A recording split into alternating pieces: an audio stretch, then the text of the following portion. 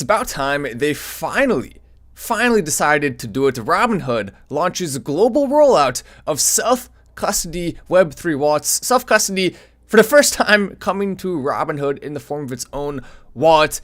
We had to wait years for this.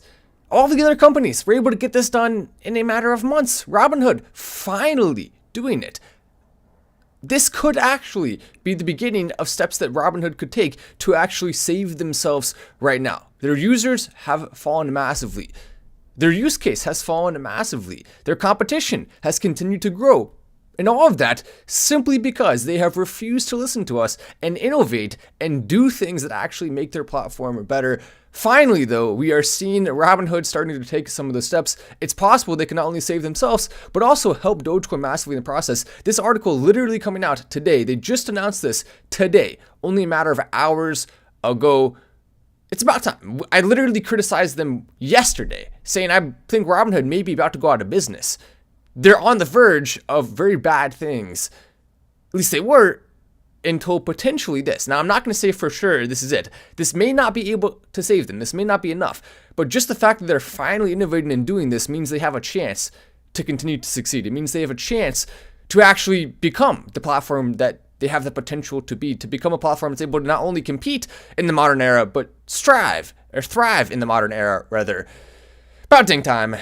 Prosecutors say Sam Bankman-Fried's his stock, he tried to obscure it. With Robinhood stock, he tried to obscure all of his crimes. Of course he did.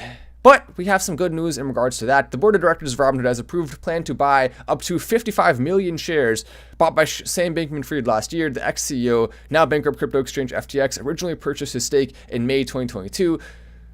Of course, though, retail brokerage now working with the Department of Justice, which seized his shares in January to facilitate the move.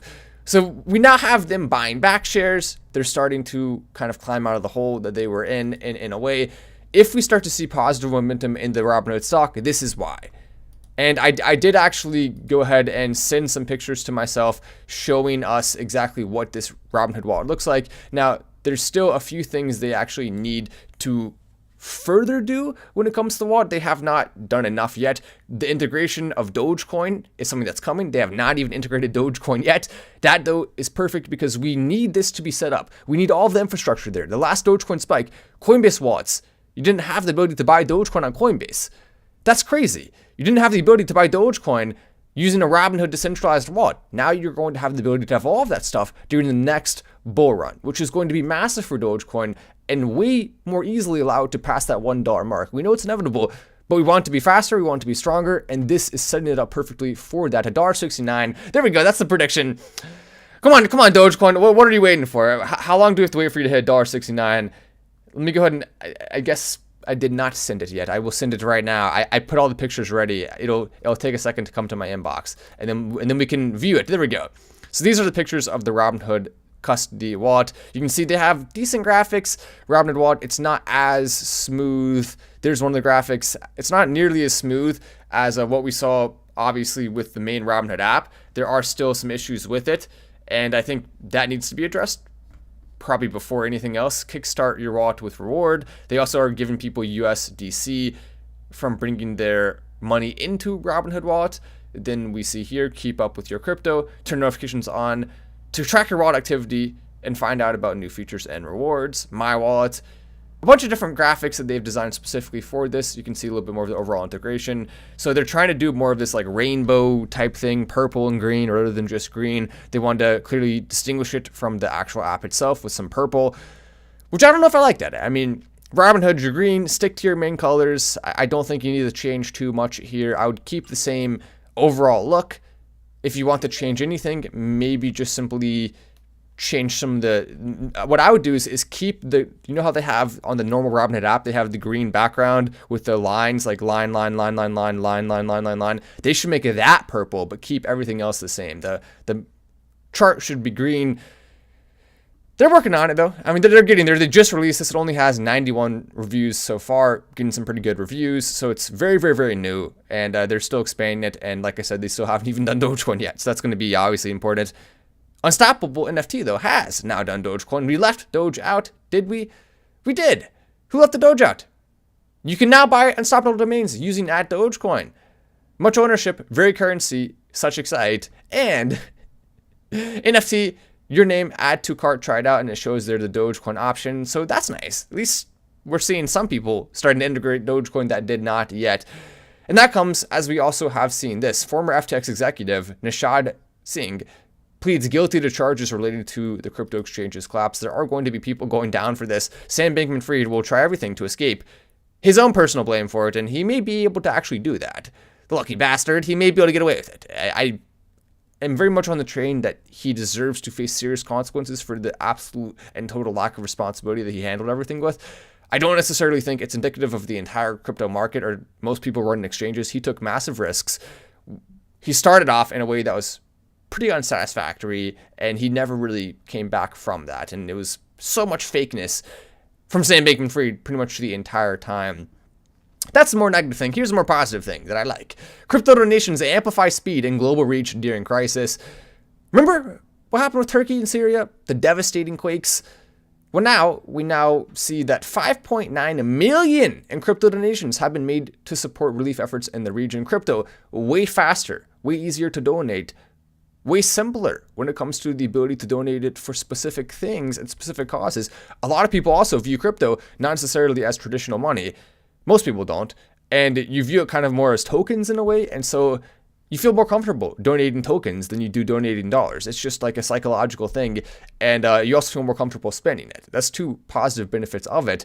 That if it did become the main currency of the globe, maybe that would change it a little bit. But still, it's hugely beneficial. And until we see that balance reached where it is the main currency of the globe, then we're going to have this benefit continue to happen. Binance, Bitfinex, OKX, KuCoin donated more than 9 million to support victims in the area.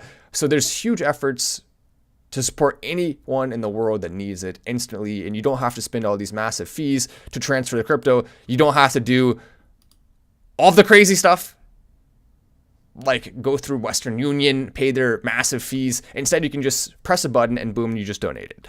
It's so much better than it ever has been in the past. The transparency of blockchains is a unique benefit to cryptocurrency, providing opportunities to aid organizations to track donations for law enforcement agencies, and to identify and trace illegitimate schemes attempting to capitalize in times of crisis. The vast majority of our crypto donors are first-time donors to save the children, or crypto has enabled us to access a new and growing supporter base. Cryptocurrency is a great donation vehicle, but the underlying technology, peer-to-peer electronic cash, is truly revolutionary for economic inclusion. There we go. They said it, not me, and they're right. They're very right about that. It's about dang time.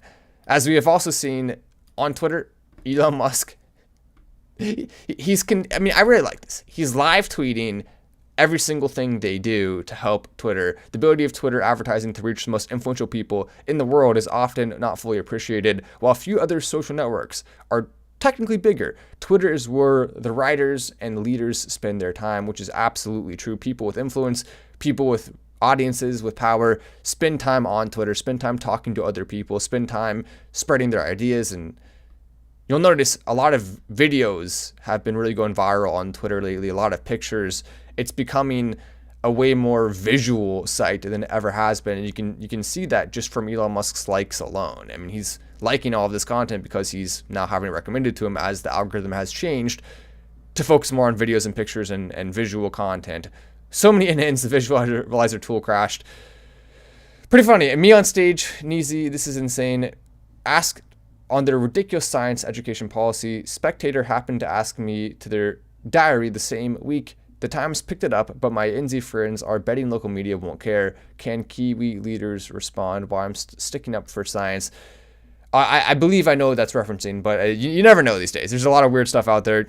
With the SEC wanting more and more control, I don't know how high crypto can go anytime soon, or how much longer you can be as anonymous, says Mark. That's a very good point there. I mean, yes, we need to push back against the SEC as hard as we can, and I'm playing my role to some degree in that. I've already reached out to a number of connections I have, and we're trying to form different groups to not only advocate and put pressure on the government, but also try to allocate resources from some of the major crypto players in order to use those to lobby, which I hate it. That's the way the system is. It sucks, but you have to actually cough up some cash sometimes to get what you want.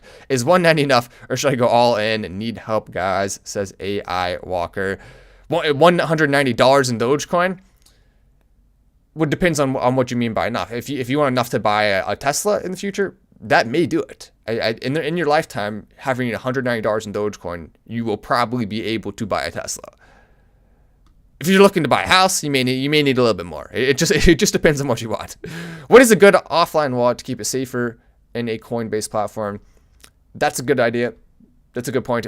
What you can use right now, if you want to keep Dogecoin on an offline wallet, you can go right now and use my Doge wallet. That's one that I like. The people behind it are, I'll be honest, they're a little annoying, but they're still trustworthy. I mean, they're the type of people who are very much ahead of the path when it comes to a lot of their techniques and the methods they've used to create their wallet. So my Doge wallet's great for Dogecoin. If you're just looking for Ethereum-based wallet or you want to hold your Bitcoin somewhere, you got a lot of different options. MetaMask, Trust Wallet, there's a lot of different places you can go for that. But yeah, my Doge wallet, it's hard to find wallets that actually allow you to keep Dogecoin on there because it's a unique integration. But some do, many do, and those numbers are growing, especially with the Robinhood rollout, finally, of the self-custody wallets that look like this. It's about dang time, Robinhood. What took you so long? And you still have a lot of work to do. We're not done yet. I mean, you can put more effort and time into this. You really can. You can make the graphics better. You can make the interface better. You can add more Dogecoin integration. There's so much you can do right now. So come on, go ahead and do it. What are you waiting for? I'm Matt Wallace. This is Final Stand, and I'll see you in the next video.